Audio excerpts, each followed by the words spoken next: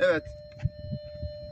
Çalışabilir düzeyde toprak balans ayarını yaptım arkadaşlar. Gördüğünüz gibi. Bir kuruşlara bakacağım şimdi.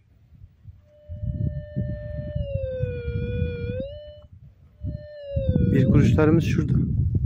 O 5-10 kuruş. 5-10 kuruşlar evet işte. Yani biraz önce Minelab'ın algılamadığını. Evet. Bazı arkadaşlarımız diyor ki ya Minelab olacakmış işte şu çok ünlü.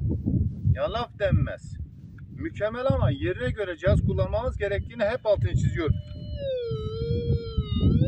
Genel arama değerlerinden kullanıyorum. Ya makinenin biraz derinliğini arttırsam uçuracak.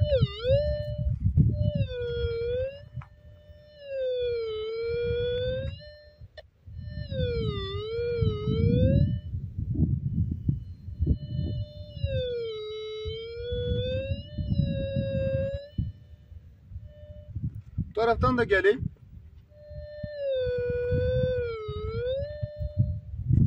Görüldüğü üzere boşuna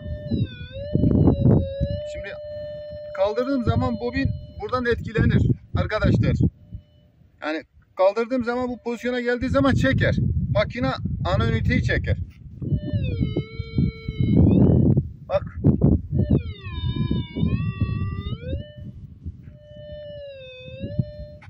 Yerde grup para bırakmaz. Visioner 73 arama bobiniyle.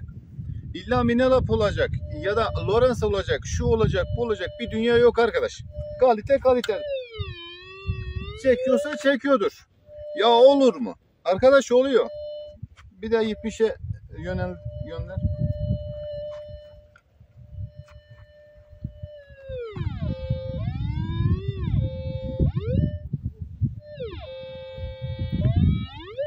Çekiyor kardeşim. Hem de harika çekiyor. Ben daha fazla yakınlaştırmayayım.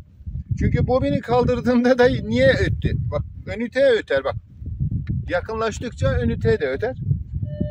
Toprakta var mı yok mu stabilliği görüyor musunuz? Yeter ki siz toprak balans ayarını sağlıklı yapın. Buyur arkadaşlar. Anlaşılmıyor bir şey var mı? Yani ben kesinlikle testlerde şüphe yer bırakmam arkadaşlar. Kimsenin vebaliyle işim olmaz. Bu kadar. Umarım çok faydalı bir video olmuştur. Şunu da altını tekrar bir kere daha çizeyim. Dünyaca ünlü Minelab'ın ürünlerini laf denmez. Ancak her fırsatta şunu söylemeye çalışıyorum. Yerine göre cihaz kullanmamız gerektiğini. Ya bu Pulse 25 işte 30 bin 50 bin falan. İşte bir Minelab bugün olmuş 95 bin 100 bin. Ya olur mu 150 bin. Bu kadar arkadaşlar. Cihazları amacına göre kullanmamız gerektiğini her defasında söylüyorum, tekrarlıyorum. Minelab ürünleri özellikle GPX'leri dünyada bir numaradır benim gözümde. Ama ancak nerede? Tek para arıyorsanız. Yani orta düzeyde, düşük gramajlı altın sahalarında kullanılmak üzere tasarlanmış olan bir pulse indüksiyon muhteşem bir dedektördür.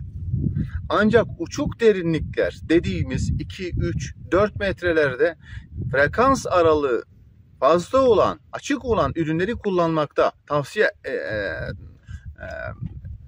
sinyal aralığı geniş olan derine inebilmesi için başka pulsları kullanmamız gerektiğini her defasında söylüyorum. Örneğin Lowrance'leri. Bir de yeri geldi bunu da söyleyeyim. Efendim illa Lowrance güzel olacakmış da başka puls olmazmış. Arkadaş bura herkese açık. Bu test yaptığımız testi siz Lowrance'lerde getirin görün bakın bu cihazın geri kaldığını görmeyeceksiniz. Lowrance'de bunun testini yapmadım burada. Ancak başka zamanda diğer arkadaşlarımızın yapmış oldukları ve bildiğimiz yıllardır sektör içerisinde yaptığımız testler tecrübe ile ne kadar neyi görüp görmeyeceğini ortalama tahmin edebiliyoruz. Yani şunu söylüyorum. Adam 150 bin lira para bulup da illa ben şunu alacağım da çıkartacağım şu. Bunlar doğru değil. Herkes bütçesine göre. Varsa paranız eyvallah, baş göz üstüne. Ama ancak biraz önce GPX 4500'ün 45'lik DD başlık ile ve burada kullandığım Visioner'in 73 arama bobinin ne kadar güçlü bir şekilde Minelab'ın DD başlık 45'lik çekmediği 2 kilo civarındaki, yani biliyorsunuz ki Minelab'ın en büyük özelliği küçük gramajlı hedeflere yüksek duyarlılığı olması. Ama yine bir mesafeyle orantılı bu olur. Yani 1 metre olur, 1,5 olur. Maksimumlardan bahsediyorum. Bobine göre, çapa göre, hacime göre iş yapar. Çok da kaliteli bir ürün. Ama uçuk derinlikler beklenmesi doğru değildir.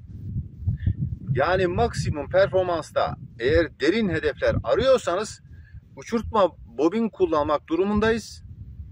Visioner bu testleri başarıyla geçti. Başarılı olan her ürünü de tavsiye ederim. İlla şu ürün, bu ürün diye bir şey söz konusu değil. Bir dahaki videoda görüşünceye dek hoşça kalın.